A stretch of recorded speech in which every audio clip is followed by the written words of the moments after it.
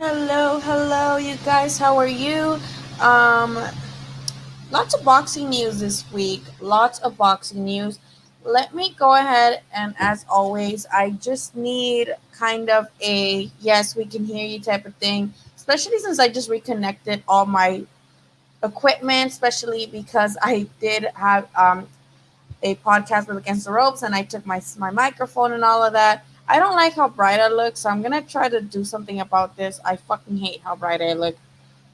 Don't like it. I look like a potato, and I don't like it. But let's just move on from all of that. Let me wait for people to actually come in here, and there might not be people coming in here very much because I think there is basketball and baseball today, so maybe this was not the like best time to go live. I know people have basketball and baseball going on today. The Dodgers are playing, the Lakers are playing, so it is a busy day for people who like sports in general. But today I got the email from DAZN that group that they had made Gamboa versus Haney, and I see a lot of mixed reactions. So I kind of wanted to see what you guys thought of the whole thing, because again, it's a lot of mixed reactions. Some people are like, "Oh, tanks leftovers." Other people are saying stuff like, "Why would he want to fight this guy when he was calling out so many other fighters?" So it depends on what people think on Gamboa. I think my problem right now is not with Gamboa and Haney, because as much as we know that Haney's most likely going to win this fight, the thing is, it's still going to be serving as a measuring stick as how, Haney does much better than than Tank did, right? So at least this one serves as some type of measuring stick fight. But with Jacobs and Rosado, I don't know what's the thought process behind that fight. I don't know why this fight is even a thing. Ever since Jacob moved up to 168, I don't understand why he's not fighting better opposition. He's been fighting.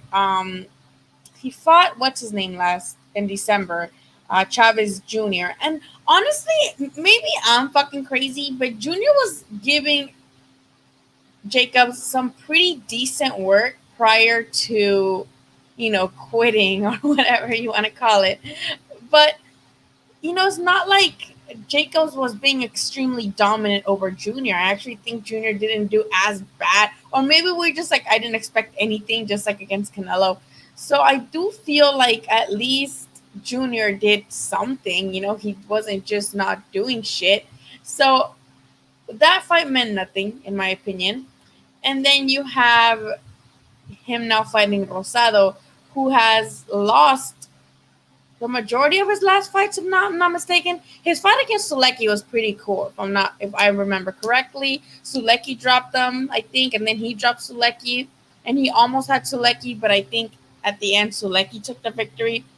So it just doesn't make this fight against Rosado, even if Jacobs wins, I don't think it does anything at all for his career. So I'm just kind of confused as to what the motives are behind that fight, and it's not a good look for the zone here in the US, if that makes any sense. It's not really a good it's not a good card for the type of cards, let's say, PBC just gave us. Top Rank is giving us Lomachenko versus Lopez. So compared to those two events, and of course we have Tank and Leo next, and there's a lot of cool fights also coming up for Top Rank with Chon Cepeda versus Ivan. I don't want to pronounce his name and mispronounce it. That fight happening tomorrow seems pretty decent, but no one seems to really gravitate towards the zone right now, with a lot of people also canceling their subscriptions. So uh, let me see. Hola, gracias, Judith. So yeah, I think it's just because a lot of people are watching baseball, watching basketball. Today maybe was not the best time to be on. That's my cousin. She's awesome. So maybe I'll go live tomorrow during the fights, but I really wanted to talk about this because again, on Twitter, I see so many different reactions and so many people mad at Gamboa and so many people mad, not really at Gamboa, but at Haney, you know? So hello, 11 p.m. at night. Thank you for joining and for commenting. I'm kind of rather trying to gather your thoughts on the zone and their newly announced card. Just today, I got the email for Gamboa versus Devin Haney, and I know a lot of people are not happy with that. And then we have Rosado again with Jacobs, which to me makes no sense at all. Like, I don't get that. I really want Jacobs to fight somebody at 168, somebody worth it, but I also feel like he would have a much better chance at maybe becoming champion again at 160, even though it's been obvious that he can't make the weight. You know what I mean? Like, it's been obvious that Jacob struggles to make 160 because he did the same thing with Triple G when he came in heavier and he was able to absorb Triple G's punches, which may be one of the reasons. I mean, he's a tough dude, but it may be one of the reasons why he did not get knocked out against Triple G because he came up so heavy that his body was able to absorb all the punches. Even though he did go down once, he wasn't necessarily hurt. He tried to do the same thing with Canelo, but Canelo's like, no, no, no. Rehydration clause. They say that was Golden Boy, but they also say that was just the IBF in general with their rules about the second day weigh-in. We never got that clear who was the one who set that up. But Jacobs obviously cannot make 160 anymore, though I would have loved for him to face the Charlo brothers or obviously Boo Boo Andre. I think Jacobs versus Boo Boo Andre would have been a really good fight to make as well, especially since they're both with Matchroom and the Zone or whatever. Why that fight didn't happen, I'm not sure. I felt like that would have been a great fight for the middleweight division. But now, Jacobs is up there and so much trash talking he did too with Charlo. They were talking smack to each other and nothing ever came from that. So let me know what you guys think. 11 p.m. at night says, would have preferred Haney versus Gary Russell. I mean, see, the thing with Gary Russell is that I no longer believe anything he says. Like, he dead ass has been talking so much. All he does is call out one guy, call out the other. He was supposedly calling out Crawford as well. So he was kind of like in this limbo or whether he's going to move up to like 130, 135, or all the way up to 140, 147 for Crawford, which I mean, to me, that seems like a very steep way to go up. You're like, it's like Mikey Garcia. You're going up and fighting like one of the best. So, like, honestly, I didn't really think anything when I heard Haney and Russell doing all of that. I'm like, that's just mostly just Twitter fingers or, video clout. So I didn't think much of that. But yeah, I think the Miracle Man's Rosado has been, in my opinion, damaged goods for quite a while. Like, it's been a while that Rosado has been damaged goods. And yes, he's a warrior. Yes, he never stops coming forward. And we saw this against Triple G, where he was one of the first ones to not necessarily be knocked the fuck out by Triple G, but instead stopped because of all the punishment he was taking, but he did not go down. So that doesn't mean that Jacobs won't knock him out this time. I don't know if Jacobs would have that type of power to knock out Rosado. And perhaps it'll be an interesting fight because Rosado does bring in the fights, but I just don't see it. I just don't see the marketability behind these fights and how one can try to promote this as a good fight for boxing in general, especially, again, mentioning how Top Rank and PBC are giving us really good cards as of late, regardless of the pandemic going on. So the Zone is kind of on a weird rut right now where they're not necessarily getting anything too good to us. I think the best thing that they have right now is the rematch between Povetkin and White. And I feel like that's probably the best thing we got looking forward to, right? That's probably the best thing, and especially because we can argue that White was beating Povetkin. He had dropped him twice. I was kind of expecting him to kind of drop him again, and it didn't happen. So I'm not sure why they would do the rematch so soon, but props to Dillian White for taking such an immediate rematch. Again, the zone is not necessarily doing numbers here in the US with a lot of people canceling their subscription. I know I canceled my subscription.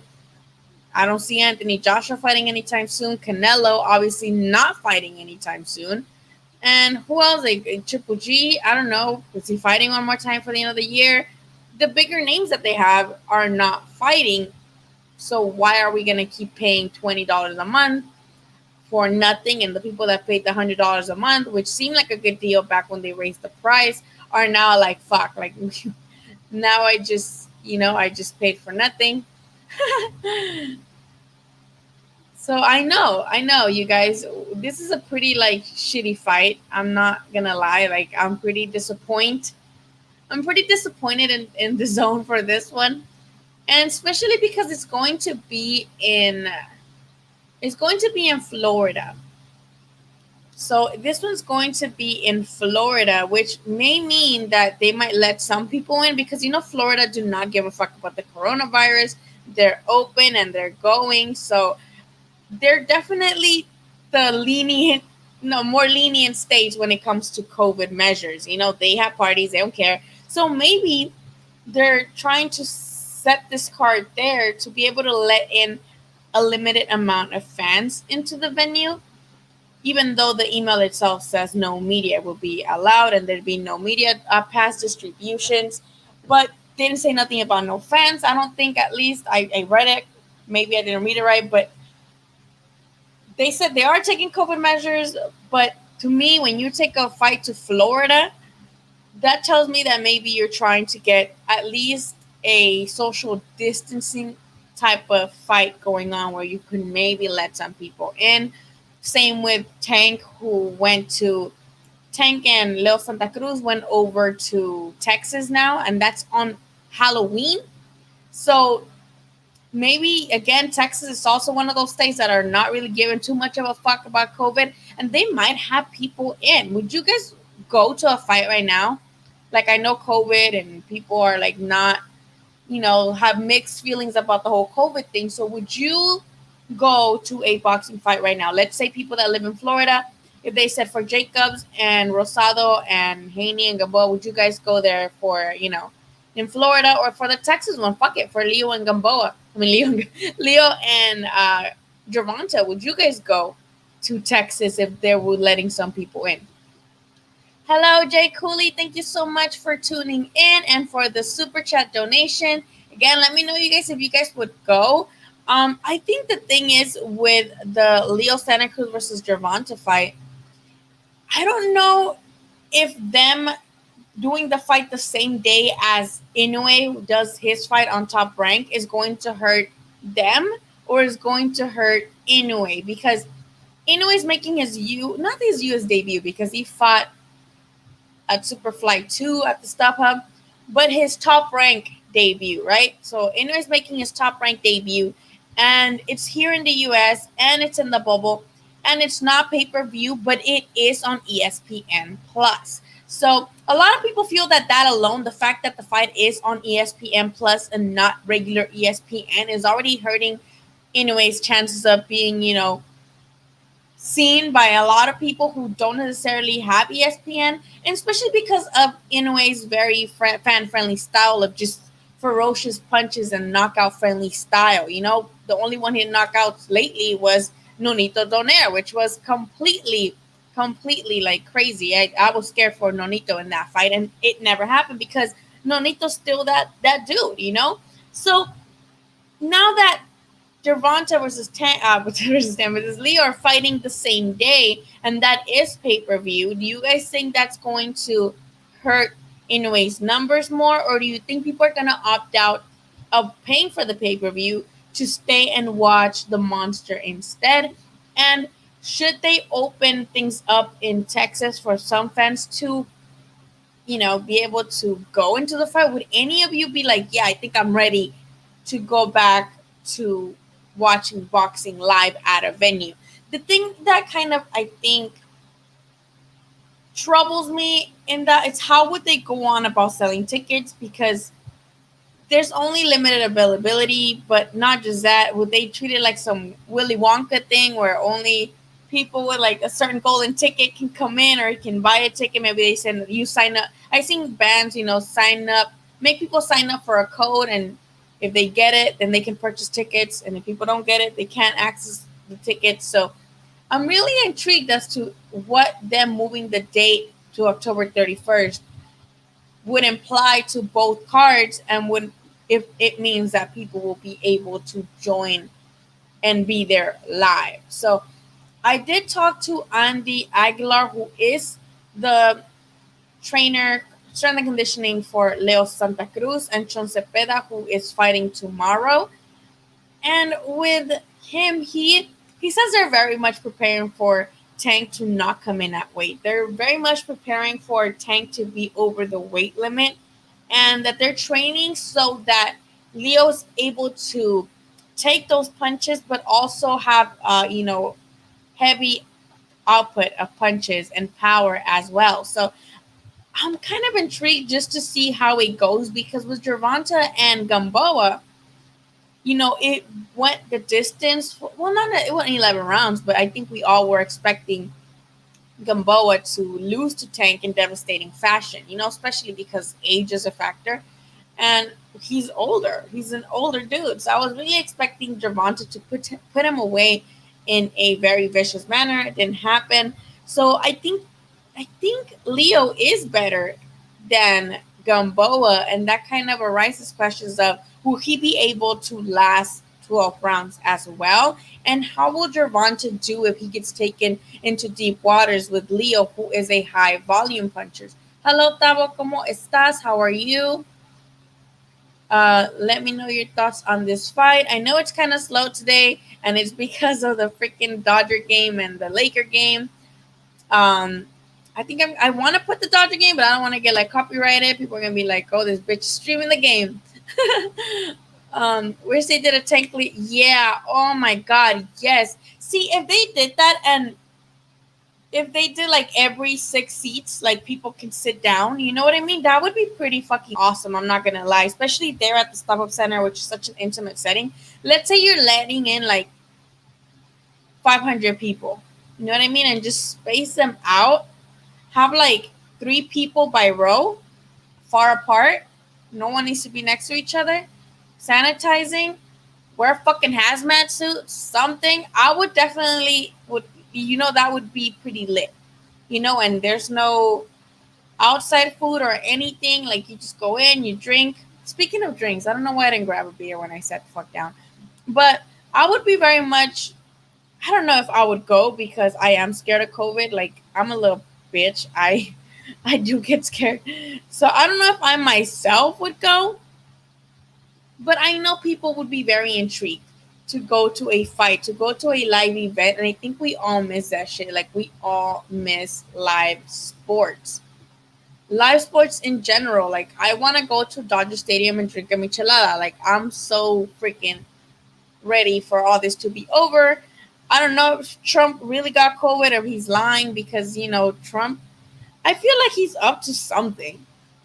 Like he's like, oh yeah, he just like casually tweeted that he has COVID, even though he's been like known for downplaying it in the past, and even saying like, oh, that kind of like, God, saying this shit ain't real type of stuff. So for him to just like be like, oh, me and my wife got COVID. See you later. We're gonna quarantine. To me, is like you're up to something. Maybe he's just gonna be like, look, I had COVID and I didn't die, and I am an old person and high risk, and I didn't die, so open everything back up. You know what I mean? I feel like that's gonna be something that he's gonna come out with. But also, I'm not sure. I don't want to like sound like a conspiracy theorist and just have like a tinfoil hat on. But yes, like basically, I just want to come on here and talk about that specifically. Gamboa, DAZN, not necessarily living up to our standards at all with any of these recent fights. Obviously, we're not expecting anything from Canelo this year anymore, so we can kiss that shit goodbye. AB says, Who do you think would be a good replacement for Mark Breland? Oh, yeah. Hey, that's true. Thank you for bringing that up because I forgot that I just saw that earlier today. You know what? That was a really good move. I know a lot of people are not happy and a lot of people feel like, oh, loyalty, because that's always going to be brought up whenever a fighter leaves a trainer. Loyalty, like, oh, this person is disloyal. This person is, Wilder should have stayed with Mark. But let's be honest here.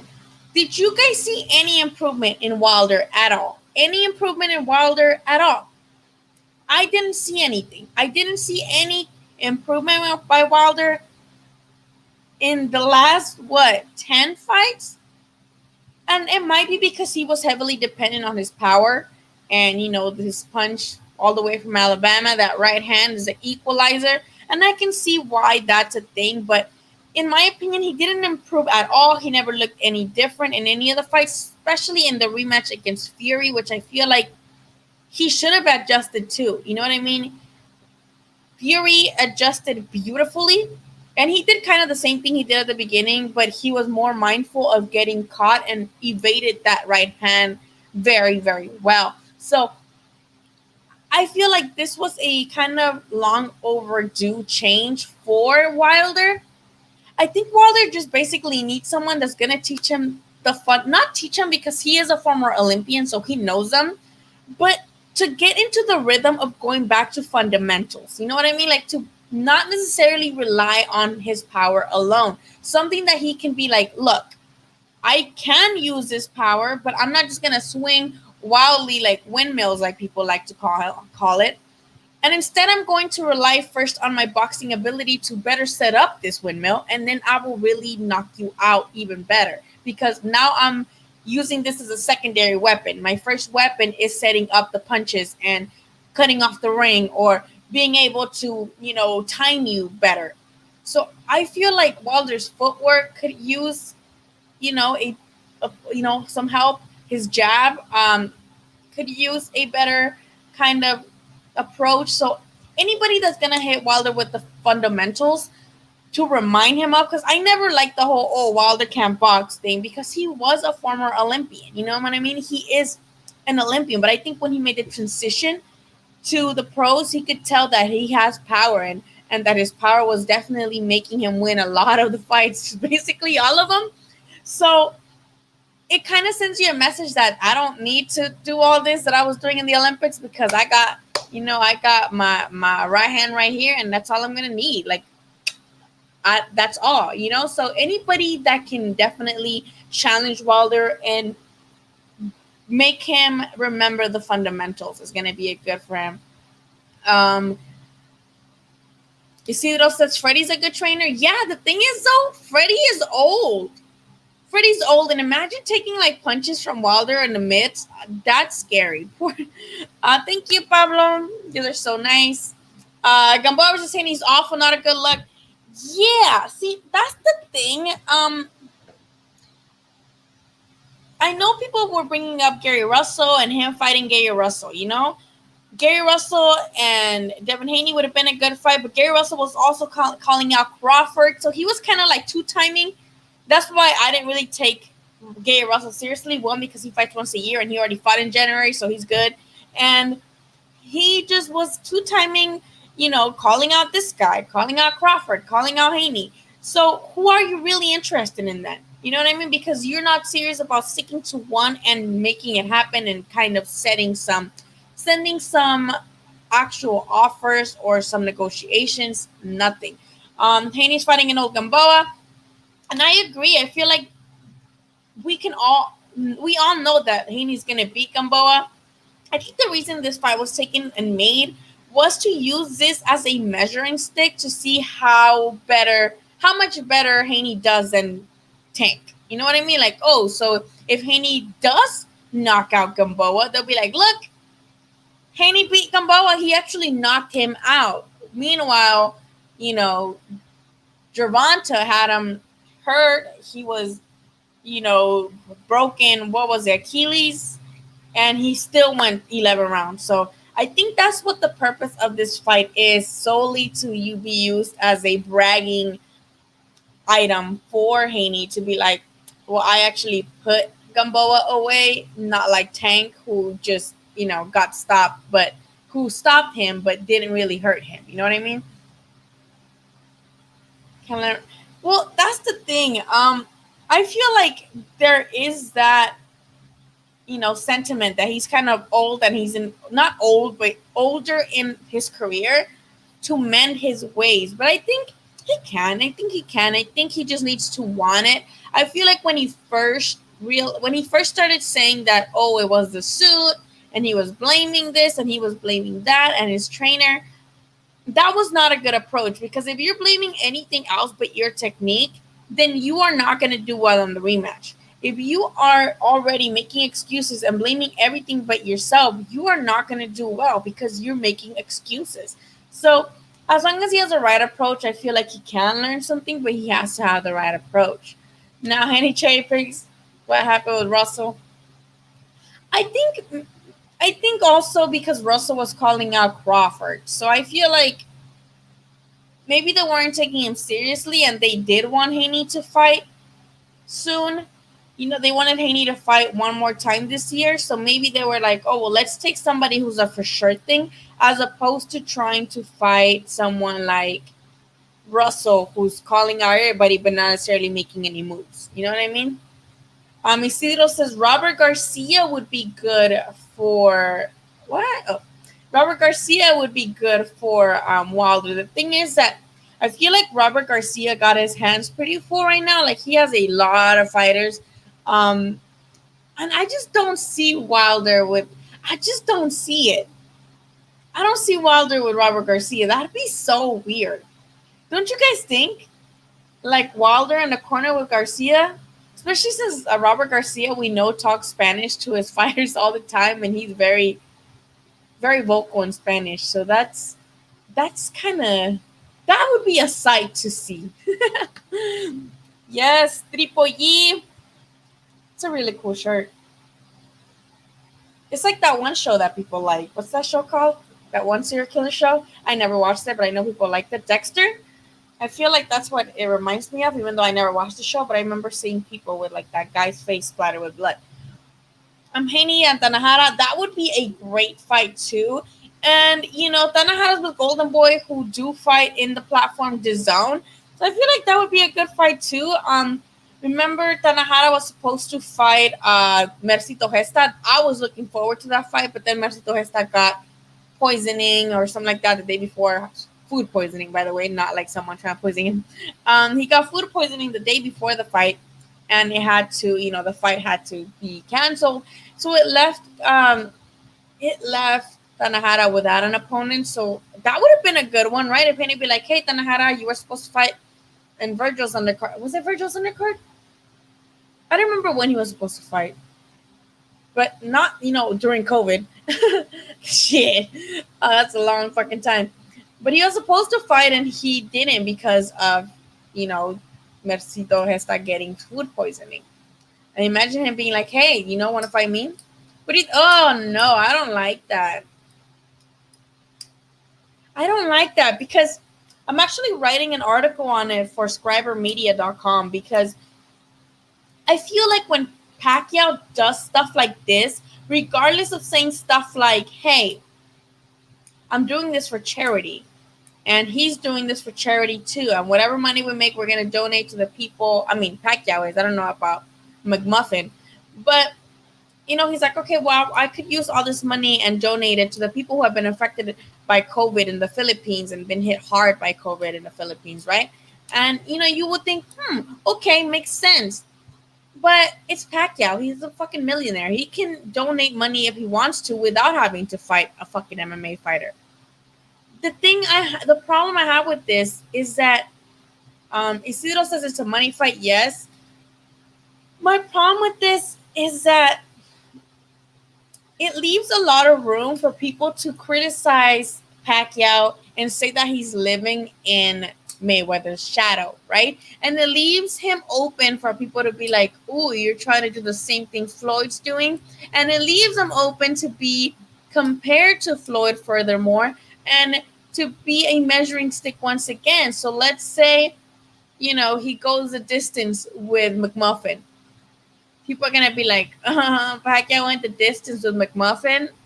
Well, Mayweather knocked him out, so always number two, right? So that's my problem with the fight. And if they really want to say like, oh, it's for charity, Pacquiao could fight anybody and it's gonna do numbers, even in quarantine. Even in quarantine, Pacquiao's gonna fight anybody and it's gonna do numbers because it's fucking Pacquiao. He's gonna do numbers no matter who he fights. So let's say if he were to fight Mikey Garcia and he would say, hey, this fight is my purse for this fight is going to the people who have been hit by COVID in the Philippines, it would be the same effect. Regardless of who Pacquiao would fight, his purse could go to the same cause. It doesn't have to be McMuffin. And I just don't feel like also McMuffin deserves a platform. I don't think McMuffin deserves a platform in boxing anymore. Why are we giving fighters like McMuffin a platform in boxing and making them make millions of dollars when we have actual fighters, actual boxers who trained their whole life just to, be in undercards and maybe not get the shot that they deserve. So that's also my problem. I'm not gatekeeping boxing. I'm not saying exhibition matches shouldn't exist because I fucking love exhibition matches. Like, you should have seen me with Chavez versus Arce. Exhibition matches are cool. I have nothing against them. But when you give somebody a platform that does nothing but act dumb, like he acts dumb, McMuffin acts so dumb, and his MMA fans are acting crazy, and I don't like that. I don't like guys like McMuffin having a platform in the platform of boxing. When Pacquiao could have just fought literally anybody else. He could have done an exhibition with Eric Morales, right? Be like, hey, how about we do it number 3? But that wouldn't make much sense because Eric Morales is fucking fat. And the only one, he's retired. So maybe not that. But literally an exhibition match or any fight you could do with anybody and still donate that money towards a good cause, towards your cause. So I'm not sure I like this whole McMuffin versus Pacquiao. What do you guys think? Maybe, and again, I don't want to sound like I'm gatekeeping boxing or gatekeeping exhibition matches. I just feel like McMuffin does not deserve another shot in boxing. And if he does, start your way up, my dude. Fight dudes in whatever division you want to come fighting in. Because, again, this is not necessarily an exhibition match, right? Because with Floyd, it counted as a boxing fight. That counted as a win for Mayweather, right? And a loss for McMuffin. He has a box rec with 0-1. So it's not like they called it an exhibition match. So I just don't think you shouldn't use like, oh, I'm going to donate the money. You could donate money right now. You got millions. And I'm not saying Pacquiao hasn't done shit because Pacquiao does a lot for the Philippines, a lot, but he shouldn't say that, oh, I'm fighting this fight because I'm donating this money when you can donate that money regardless. And you can donate that money fighting Mikey Garcia. You could do that money fighting Danny Garcia. You can donate that money fighting Spence, which I don't want him to fight Spence, but y'all get my drift. He's holding up to... Who's holding... Pacquiao's holding up to the division? I feel like you should drop the belt. Yeah, like, I just don't see... See, maybe he's like, okay, because of COVID, I don't want to lose a gate purse. And if he were more transparent with why he's doing this, like if he were like, okay, I like making gate money. I like making people coming into the arena money. So I'm gonna take this exhibition match. And if he were to say just that and be like, okay, I'm gonna fight this MMA fighter just because I don't want to not do anything, but also I don't want to fight without the fans, then maybe. But even then, it's like, I don't know. Let me know what you guys think of that. Mikey came out in a video, and you can see it on Fight Hype, where he says that he doesn't think Conor's fighting Pacquiao because he thinks he's fighting Pacquiao. The thing is that I would have more I would have more hope for that fight actually happening once Pacquiao is no longer, you know, in contract with Al Heyman, because he does have one more fight under Al Heyman. Right? Pacquiao has one more fight under Al Heyman, and he can go ahead and resign with him for another couple fights if he wants to, or he can just be a free agent just like Mikey, and they can have or where thrown money at where this fight is going to be, televised, either Showtime or DAZN, because Eddie Hearn wanted to have that fight for him too. But I don't think, with all the shit that's going on with DAZN right now, I don't think they would have the money and the power to go ahead and get that fight in their platform. So who needs money, Pacquiao or McMuffin? Now Isidro says Rosado vs. Jacob was a good fight. I don't think so. Please change my mind. I want to think that. I want to think that that's a good fight. Please change my mind, because I don't see how that's a good fight. But Isidro, I would love for you to change my mind and tell me how so. Because I just don't see this fight being a good fight. Yes, Rosado is one of those guys that likes to come forward and one of those guys who brings it all and leaves it all in the ring. I love this fight against Sulecki. But Jacobs, he should be fighting better opposition. This is a former world champion who just moved up to 168, and his last opponent was Chavez Jr. So you fought Chavez Jr., and that was a shit show before Chavez even quit. And now you're fighting Gabe Rosado. What does that do for his career? What does beating Gabe Rosado prove necessarily, especially moving up to 160? What does that necessarily prove for Jacobs? Oh, look, I can beat Rosado, who's literally lost like 6 fights out of his, 11 fights. I don't know. He's lost a lot. I don't think I remember him winning a fight. When's the last time he won a fight? He won that fight against that one kid with the hairline. Guys, what was his name? That one. He has a hairline. He also fought Jacobs. What's that guy's name? That's the last person I think Rosado beat. Fuck, I don't remember his name.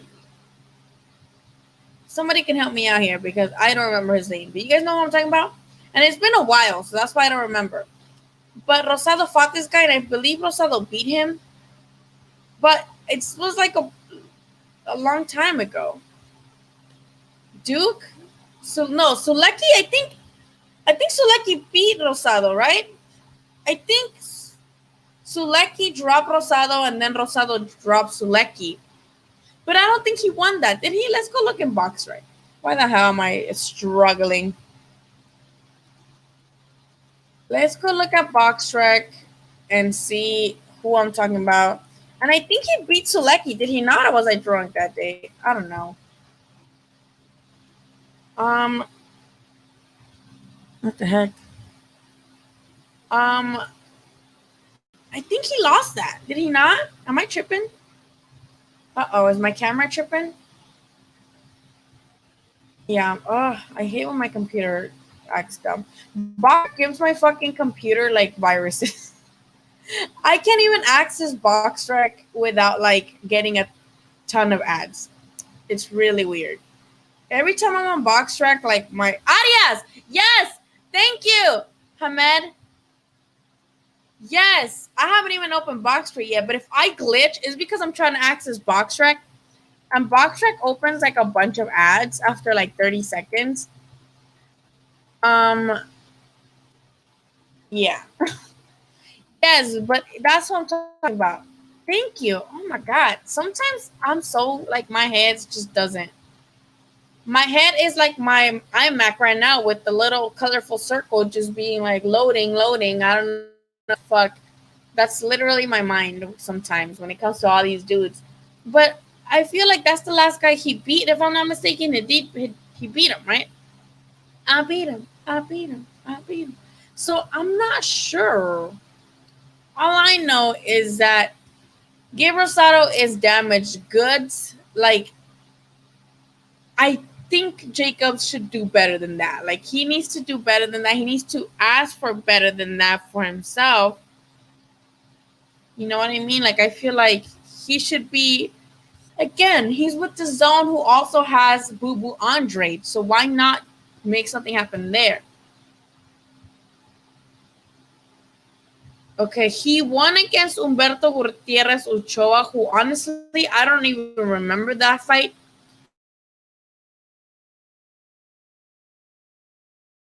And then he doesn't even win. And then he had a win against Glenn Tapia. Glenn Tapia, I remember too. That one was the one that was like hooray for him, I feel like. Beating Glenn Tapia, I feel like was his last hooray. Because I don't have no idea who this Humberto guy is. And he had 8 losses. So it's not like that was a thing. Glenn Tapia, I think, only had 4 losses, which is a lot, but in that division, it was an okay competition for Rosado. And then, he lost to Murray, if I'm not mistaken. I don't know. I'm going to close. Fuck. I'm going to go ahead and close BoxRec. It makes my computer glitch. I'm going to close BoxRec. He lost to Martin Murray. He lost to Willie Monroe Jr. He won Tapia. Draw against Arias. Loss against Sulecki. No, like, he has more losses and draws than victories. Why is BoxRec doing this? BoxRec, get it together, BoxRec. Tells me I have an Amazon gift card and shit. I need an ad blocker, you guys. I need a pop-up blocker, you guys. Yeah, it was a draw, yes, and it was Glenn Tapia. Glenn Tapia was the one with the haircut, right? Or no? I don't know. Yeah, oh my god, he should fight Lemieux because Lemieux also moved up, remember? Lemieux also moved up, so why not fight Lemieux? But I think Lemieux was sick or something, right? Wasn't Lemieux supposed to fight and then he just didn't? Rosado lost to Romer, Selecki, drew with Arias. Yeah. Yeah, so I'm like, I'm usually like a fan of the Zone, but lately, like when people bash the Zone, I'm just like I'm just gonna like agree. I'm just gonna agree and shut up because yeah, these fights are whack. Whack. You don't want to pay $20 a month for this. You know what I mean? Yeah, he hasn't. It's just like, why?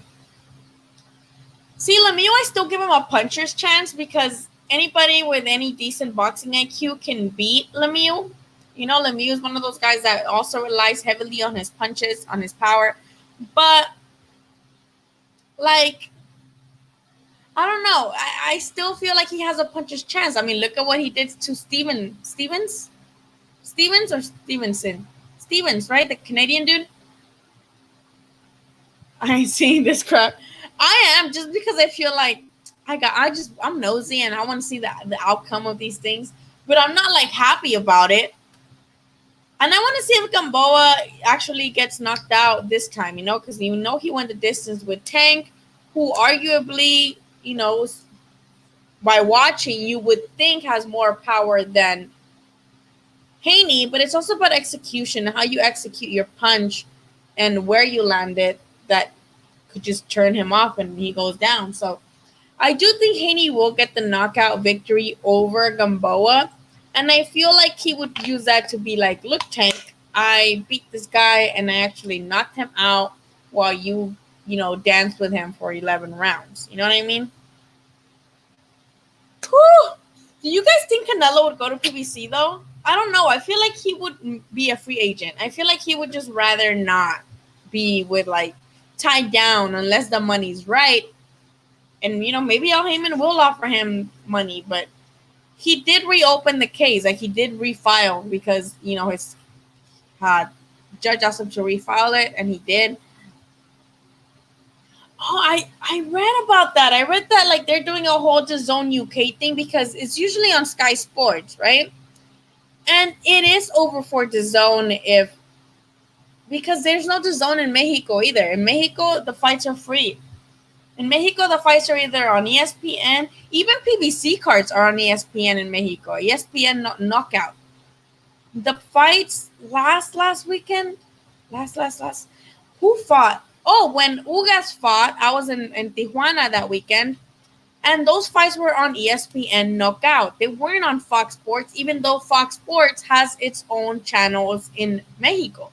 So I thought that was kind of like interesting how like even though Fox has channels over there in Spanish programming, a lot of the boxing from PBC still shows on ESPN Knockout. So that's interesting. And they don't have the zone. Canelo fights for free on TV Azteca or like Box Azteca. And it's like when I was over there too for the Crawford versus Khan pay-per-view, and it was free over there. I watched that shit for free. Like that was the only. I mean, I had a lot of good times in Mexico, but that was like the good time about watching boxing over there is that I watched those pay-per-view fights for free because in Mexico you don't pay for that shit. You don't pay for boxing in Mexico. You pay for cable channels maybe that may have more access, but boxing is free on like let's say a channel 7 here, over there is channel 7 too, and it's free. So there's no DAZN in Mexico. If it fails here and it fails in the UK, then I don't know, but Lemieux stopped Rosado? I don't even remember that. Yeah, he did move up because remember he got like he like fainted or something. Like he was like super dehydrated. I forgot who he was supposed to fight. He was supposed to fight somebody and he got hella dehydrated and like he had to be taken to the hospital. Remember that? Lemieux, and he couldn't fight. Let's see how this works. They're on mediation. Yeah, so I don't know. I don't know if Canelo's gonna be fighting. I don't think so. It makes me very upset because the way I see it, this is 1 year of Canelo's prime just like gone for no fucking reason. And that makes me very angry. Well, Charlo fights at 160, so it would. I don't think Jacobs is going down anymore. I think Jacobs was not even. Jacobs wasn't even making 160 anymore. Remember with Triple G, he came in heavy. With Canelo, he came in heavy, and Canelo was like, nope. Second date, rehydration clause. And a lot of people say that was Canelo and Golden Boy, but a lot of people also say that's just the IBF second day weigh-in rule for when there is a title on the line. That when there's a title on the line, you will have a second day weigh-in. You know what I mean? That's just what the IBF does. But a lot of people are like, oh no, that was Canelo trying to control Jacobs to not gain any weight. And he still did, so he didn't give a fuck. He paid like $2 million just to come in heavier and still not capitalize off his size advantage. Like, how are you gonna pay $2 million to come over the weight limit and not capitalize off your size advantage? Like, you paid that money for no reason. So of course he has to move up. I would love to see him against Lemieux rather than Rosado. Like, Jacobs is not here. Oh, that is. Oh, see, I didn't read the email. I just saw the picture and I was like, and I closed the email. I just read that it said that it was going to be in Florida. And I'm like, are they trying to have people in there? Because it's Florida and people don't care about coronavirus. Charlo says he moved up for Canelo, but not for Jacobs. Suspicious behavior. I mean, of course he would. If the money is right. The thing is that there's reports of Charlo not taking the offers to fight Canelo, and that it was $7 million and he didn't feel that was enough. And that's just like, man, you should just fight Canelo, especially if you really believe you can beat him. Do it. If the Charlo really believes he can beat Canelo, and I'm pretty sure he wants to get paid.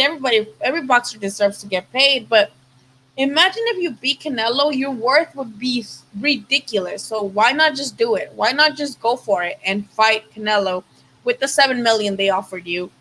And if you say you're gonna beat his ass, and then you're the star of the show. Jacob was Triple G IBF. It was not? I thought it was. I could have sworn it was. But I'm always drunk watching fights, so don't trust me as a reliable source for anything about fights the day of because I was probably drunk. Yeah, I know Canelo was like, nope, not with me. Rehydration. See, that makes sense because I don't know. That's also a very controversial topic. Some people feel like those second day weigh-ins should be a thing, should be mandatory since some fighters do rehydrate a lot. Like Canelo rehydrates a lot. but he's still like a smaller dude in my opinion. He's still a smaller middleweight. Not like frame wise, like he's not a big motherfucker. He's pretty short. Not short, but you know what I mean? Like he's not a big like dude. Oh, only for Golovkin? Oh yeah, because he came in heavy. 10 million. I heard 7. And Oscar didn't necessarily throw Charlo under the bus. He said that it was his team who denied it.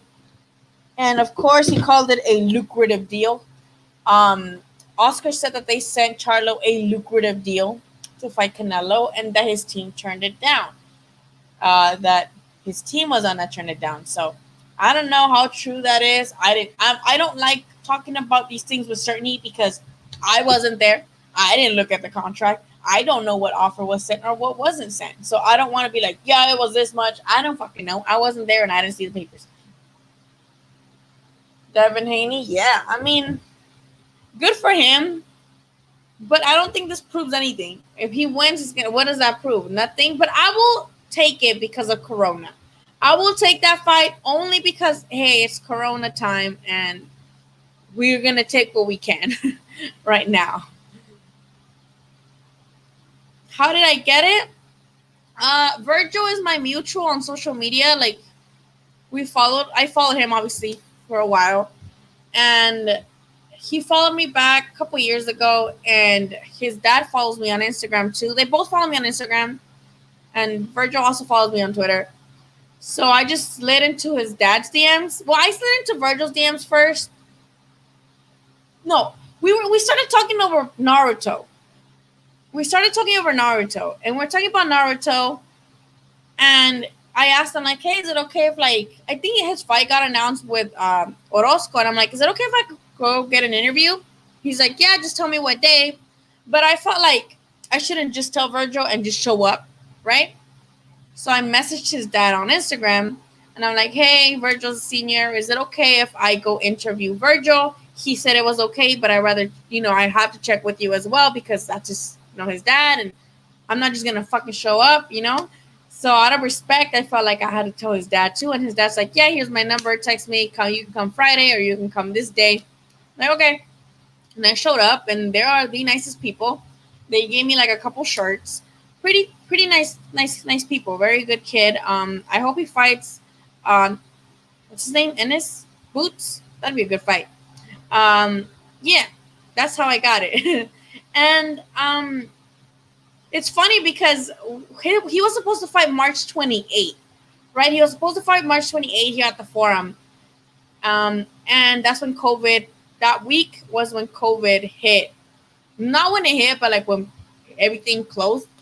And I remember I tweeted like, oh, fuck, like I really wanted to see Vergil fight. And he like DM'd me and he's like, bro, what happened? He didn't even know that his own fight was canceled. And I'm like, I just got the email saying something about the commission in California is not letting live events happen. And he's like, what the fuck? And then like, he's like, I just got off the zone and I just got off the phone with Golden Boy and it's true.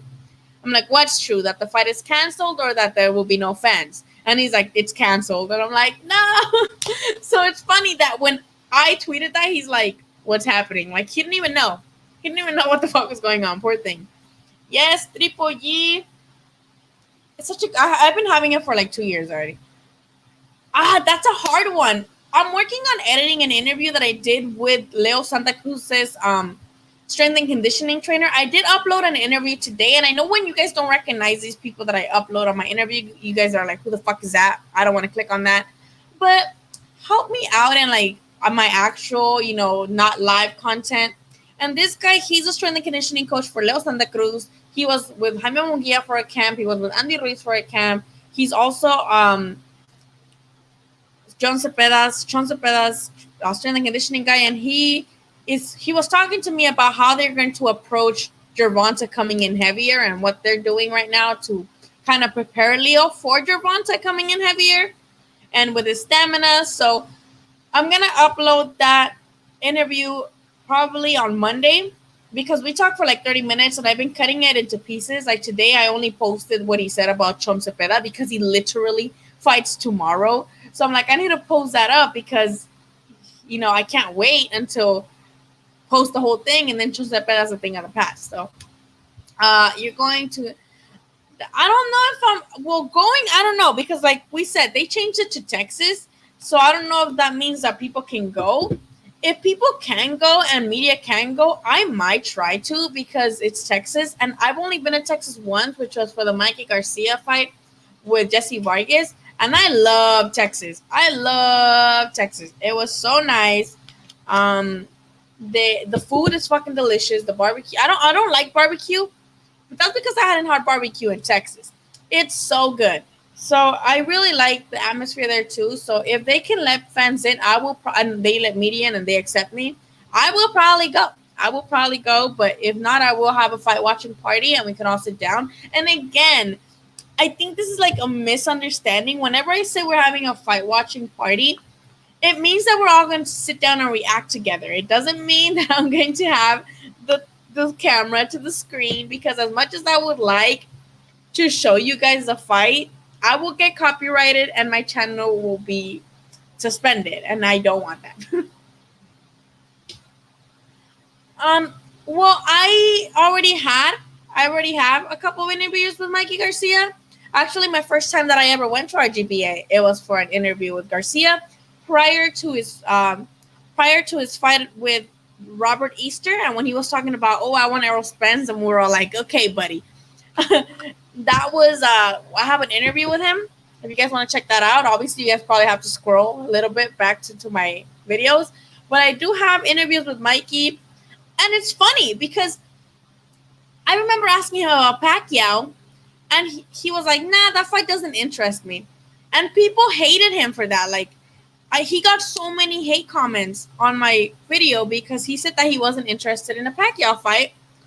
But now he is, and he's like, it's. And I asked him again, like prior to him fighting Vargas, I'm like, now are you a fan of fighting Pacquiao? And he's like, yeah, because I saw how good he did with Thurman, and I want to fight the best, blah, blah, blah.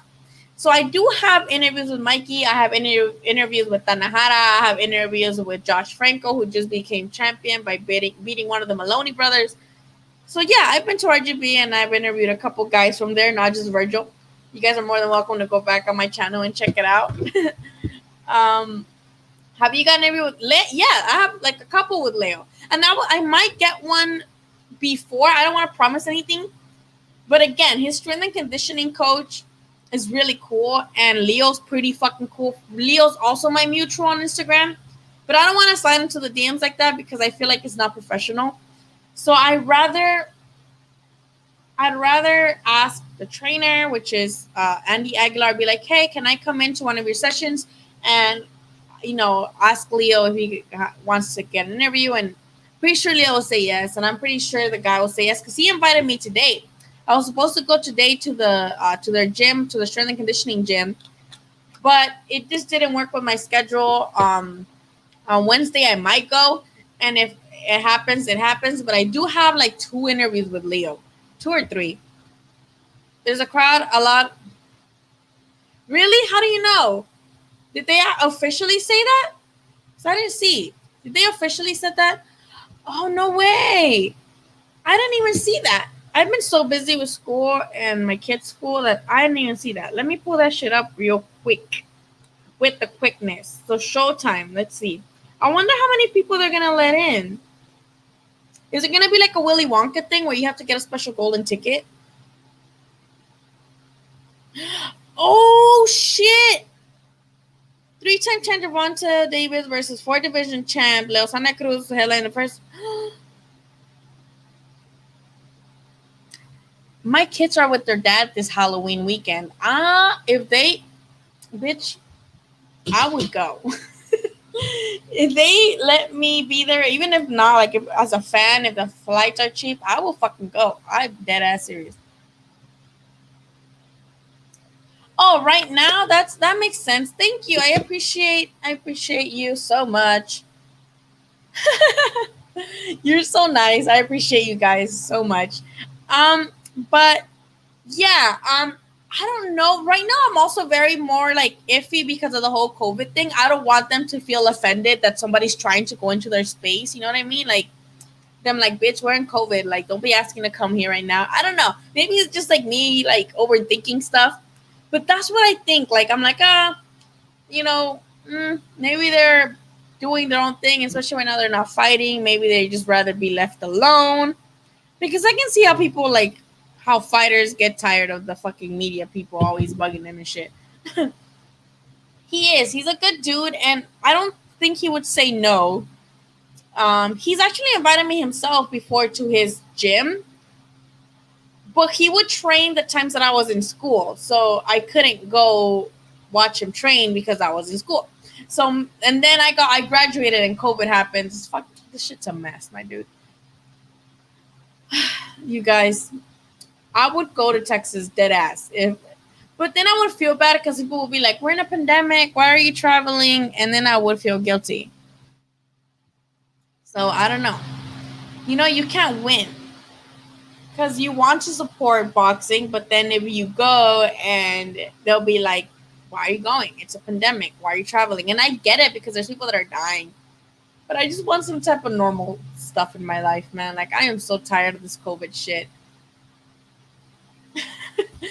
It's funny because I do overthink things so much. I have so many boxing people mutuals, and I'm so scared to ask them. Like, I'm writing an article. Like I told you, I don't know if you guys heard me earlier, but I'm writing an article for this page that I contribute to called Scriber.com, and it's more like regular news, but they have a sports section, and they recently asked me to contribute to their sports section.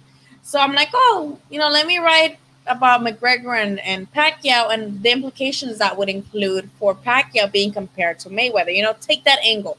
And I'm like, Sean Gibbons follows me on Instagram. Why don't I just message him and be like, hey, is it okay if I have like just a quick word with you over this? Like, what are your thoughts? Can you confirm, deny? Can you answer this specific comment? Like, hey, I think Pacquiao is going to be open for judgment and for criticism because of the MMA fight. How are you guys going to handle that? And how are you guys going to handle being compared to or being told that, oh, he's living in Floyd's footsteps because he's doing the same thing, fighting an MMA fighter and fighting McMuffin, who he already fought. And that's going to leave him open to being like a measuring stick also. Like, is he going to do better than Pacquiao? Is he not?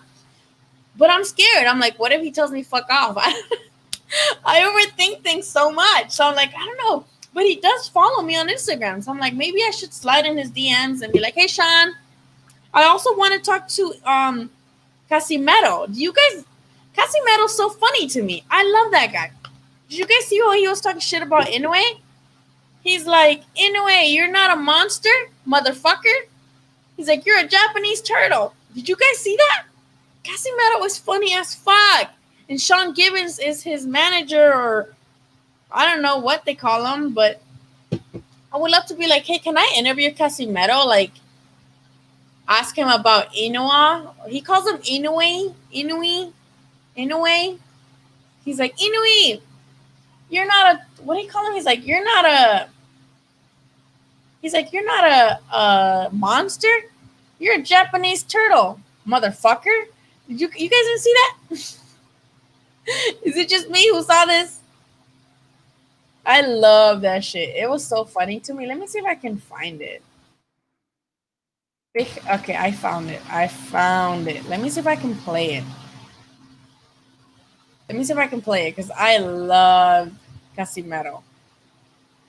Let me see if I can play it. Come on. I'm trying to upload the clip where he says that. Where he says, motherfucker. Okay, here it is. I'm strong, man. Let me see if I can play it. I'm strong, man. Inoue! Yeah, the real monster, baby. The real monster. Man. You're a monster? Motherfucker? No, you are no monster. You are a Chinese, Japanese turtle. No monster, man. Inoue scared me. Fuck, motherfucker. Come on. You next. Doc Micah is not he knocked him out today. You are knocking him out today. You know what I mean? Yeah, he would have knocked out a Inoue today, Micah, Yeah. Micah, anybody, all of them.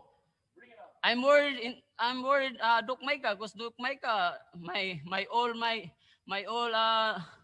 mind is sana pre ka ng fucking English, man.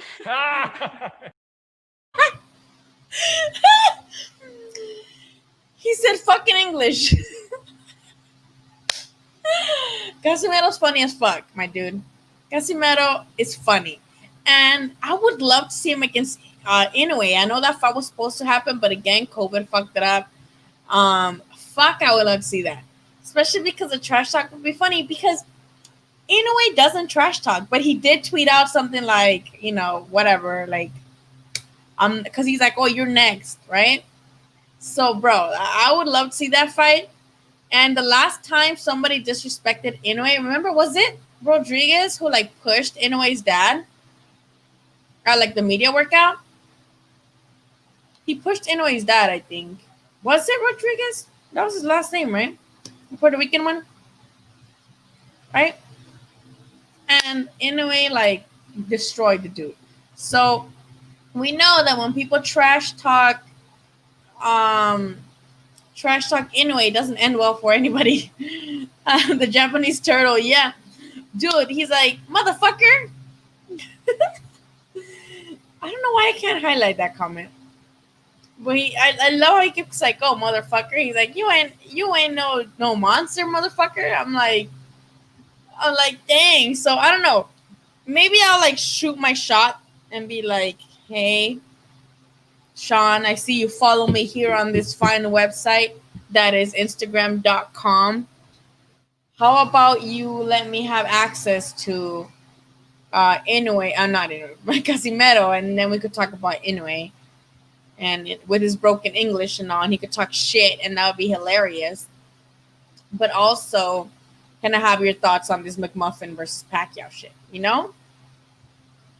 Okay, says, I just hope Inoue is the same after getting eye socket. I know that's the thing. Yes, he beat Nonito Donaire, but that was a very, very competitive fight, and they were swinging for the fences. And Nonito Donaire, bro, like, he is older, but he still has like power, and he still is that, what do they call him? Flash, the Filipino Flash. Is that what's his name? Filipino Flash, right? Or am I not? Is that not it? And I'm just making shit up. But yeah, he did take some punishment, but I don't know. Casimero, he's been looking good. And I would love to see that fight just for the sake of the build-up. So I'm really excited for that, you guys. Like, I'm dead ass really excited for what Top Rank is giving us. Again, oh Lord Jesus. Well, I'm excited for what Top Rank is giving us. I'm excited for what PBC is going to continue to give us. I don't know if it should be a pay-per-view with, the pandemic going on and all that stuff. But hey, like, I guess people are going to pay for it. Boxing fans are going to pay for it. So, and if not, people are going to take other measures to watch this. So I'm not mad at it.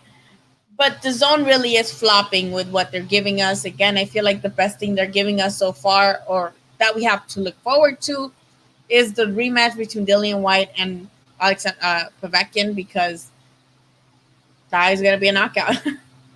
And because of the way the second one was the first one was such a huge upset, right? But I think Joshua doesn't seem to be fighting anytime soon. Canelo's not going to be fighting anytime soon. Triple D don't seem to be fighting anytime soon. So they're giving us Jacobs against Rosado and Gamboa versus Haney. It's like,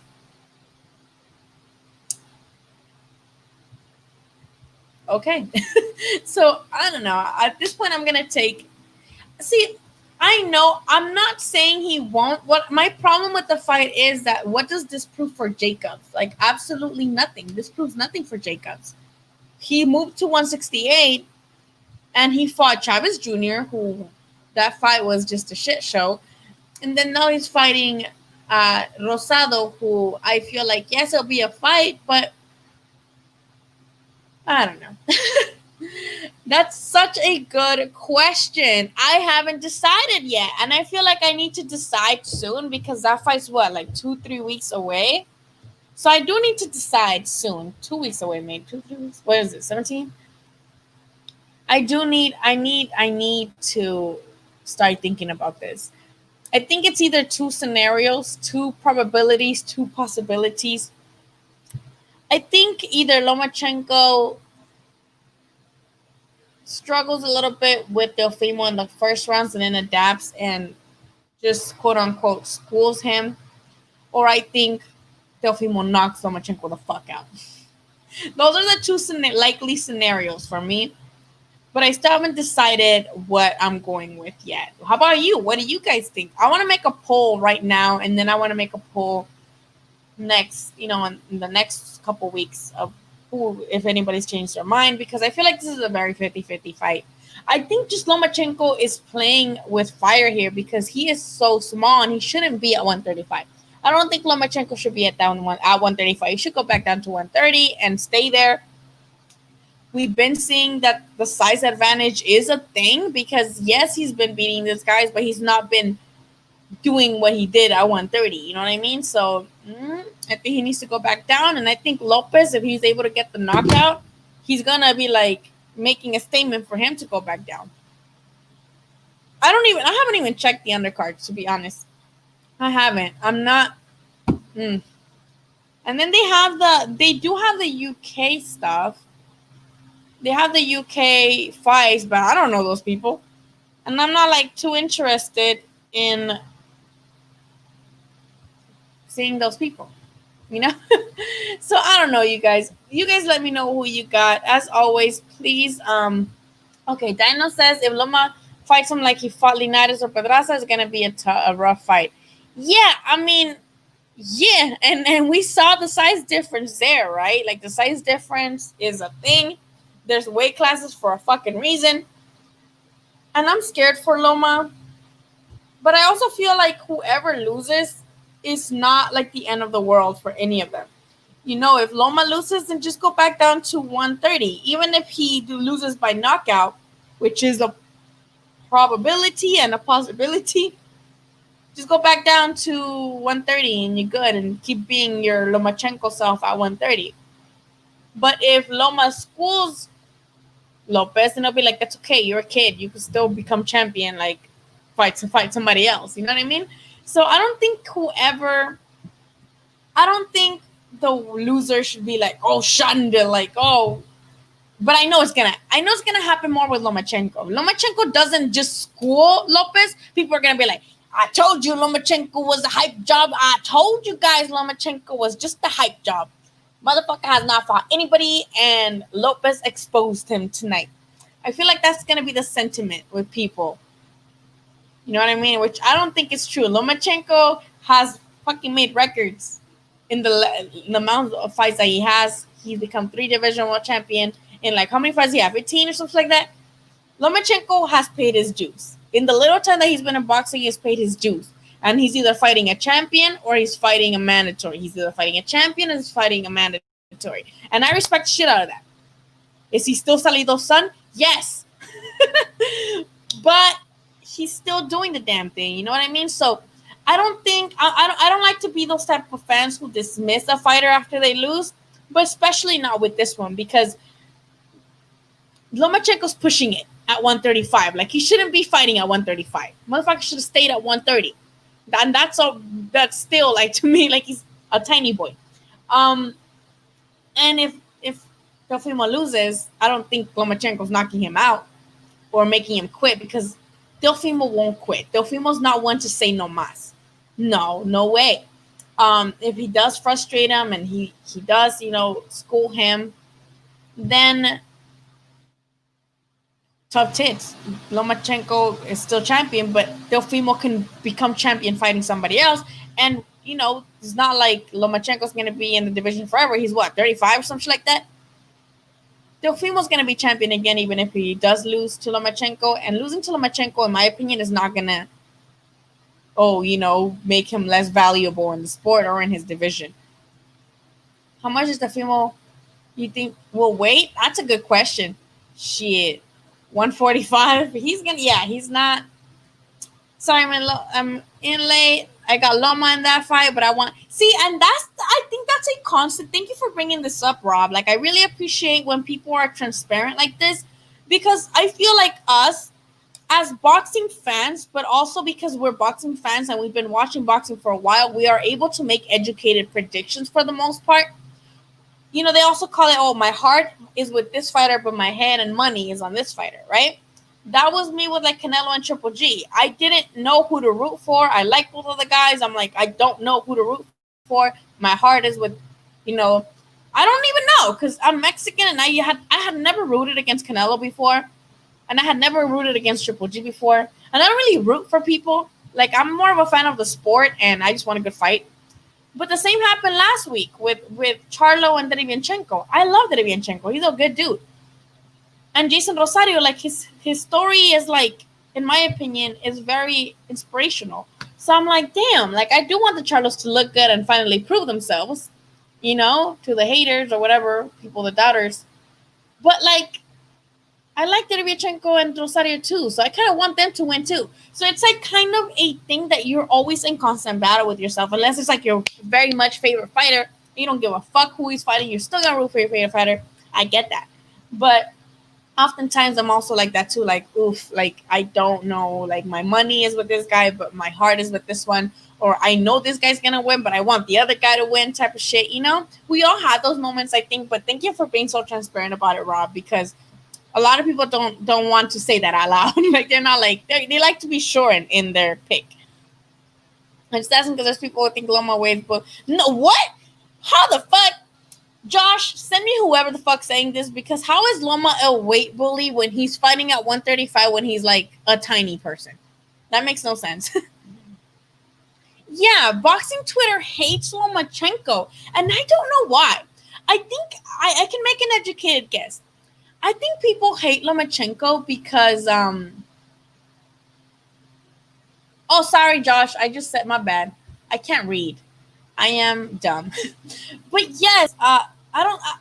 Loma is like proven. I think it's because he's white, and you know how a lot of racist boxing fans like Lomachenko, and they like Triple G, and they like Usyk, and they like the Eastern European fighters. Like a lot of racist fans hate the PBC guys, and they love the Eastern European guys. So because these racist guys like these boxers, then people immediately take a dislike to those boxers just because the racist people like them and they associate them with them. You know what I mean? Like, I do know a lot of like racist Twitter people who hate like black fighters, just hate them, but they idolize Loma, Usyk, Triple G, all the white fighters from Europe, Eastern Europe. And I think people think like, oh, so these fighters are supported by racists, so they must be. I don't know. I feel like that's what it is, but I don't get. It shouldn't be. The female loves McMuffins. I thought he was like 36 or something. Oh, you're right though, because I remember last year supposed to be 31. Loma wins unanimous. Okay, that's a possibility. I feel like if he wins, it's gonna be unanimous. I don't see Lomachenko knocking out Lopez. That's exactly okay. So I think that's where everything rests. If Lomachenko can handle the power, he still has to be cautious, though, right? He has to be cautious. But if he can handle the power, then he's gonna win. If he goes into like a couple rounds and be like, oh, you know what, I can handle this power, and this power is not anything that I have not seen before, so I think I got this. Then yeah. But Lopez has power. That kid has power. I'm sorry, Josh. I'm dumb. I'm sorry. No, I don't think he's a weight bully either. I feel like that's perfectly fine. And then I feel like maybe in the later years he can move up to 140 and finish at 140. But I think he's fine right now, 135. I think he's fine. I think he eventually will go to 140. Like, I think if he's gonna try, to be unified and all that, and then he'll eventually go to 140. Yeah, like Loma will weigh like 142 on fight night. 192. Bro, what is this? Fucking cruiserweights? That's crazy. I don't know, you guys. You guys tell me what you guys think. That's a hard fight. That's literally like, okay, can Loma handle the power? Because he's small. So I don't know. I just want to see it though. I'm just gonna be sad if Lomachenko gets hurt.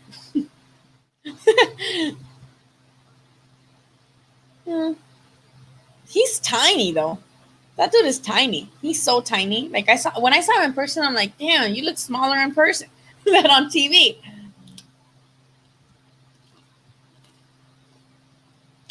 That has been forever. I've heard that so many times. And AB looks pregnant. Did you guys see AB's latest video? Where he's like on, I think he's like making a mixtape. He looks pregnant. So when I hear him say like, "Oh, I can go back to 130 and like 5 people there," I'm like, can you even make 130 without like serious dehydration? I don't think so. We went, yeah. I think that's like, and it's free. It's for the free, this fight. Lopez is just strong, man, but Loma is taller than Pac-Man? I've seen them both in person, and I don't remember. Every box is a weight bully at 140 and above. I don't know. That's also a big debate in boxing, too. Like, should boxers be able to weigh more than 10 pounds? Their weight limit? I don't know. That's a conversation for another day. I'm going to leave it at that because we've been on here for almost an hour and 30 minutes. I appreciate you guys coming in. I know it's a slower one because, again, people are watching baseball, and I'm probably going to watch it right now, too. I don't have any plans other than just be here. So I'm going to go see baseball game. I don't know if the Lakers are winning. I know people are like really happy about the Lakers right now. I got long relationship, but Lopez got a decent chance. Yeah, I think it's 60-40 for either one. You can make arguments for both 60-40. I think right now I'm leaning towards Lopez because of the size. I'm leaning towards Lopez because of the size. But right now, I can go watch some tape later and be like changing my mind, you know? I'm not going to be surprised. I will be surprised if Lomachenko knocks out Lopez. Then I'll be surprised. But if it goes the distance, I feel like it's most likely because Lomachenko can handle the power and he just does his usual matrix stuff. Or it's going to be a knockout or stoppage for Lopez. And I feel like Lopez is going to be sitting Lomachenko on his ass. He's going to be like, just like Linares did, but like more powerful. Spence was like 162. Yeah. Oh, yeah. And Spence talks about it all the time. Remember he was calling out Canelo? He's like, I walk around at 160. I'm like, dang, you said that shit with your whole chest. You guys are so nice. Lakers up. Okay, Lakers. Okay. So you guys have a good one. I love you guys. Be good. I'm not going to have a fight watching party for this fight tomorrow. I don't think there's much of a demand for that. Maybe. I just don't see it. I don't see it. I will be very, very surprised. But you are right. You know, he is very deceptive and he's got those Ukrainian angles.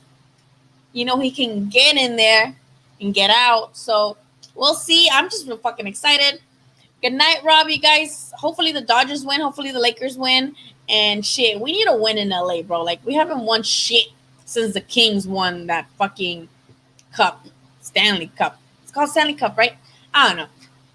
We need some fucking shit happening in LA.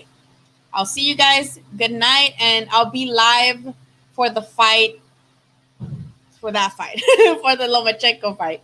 Have a good night, guys. It was great having you guys. And I love you. See you later. Don't forget to check out my stuff. Share my stuff. Like everything. Share everything. Subscribe. Tell your homies. Tell your baby mama. Tell your Sanchez. Tell your Sanchos. Tell everybody. Good night. Yeah.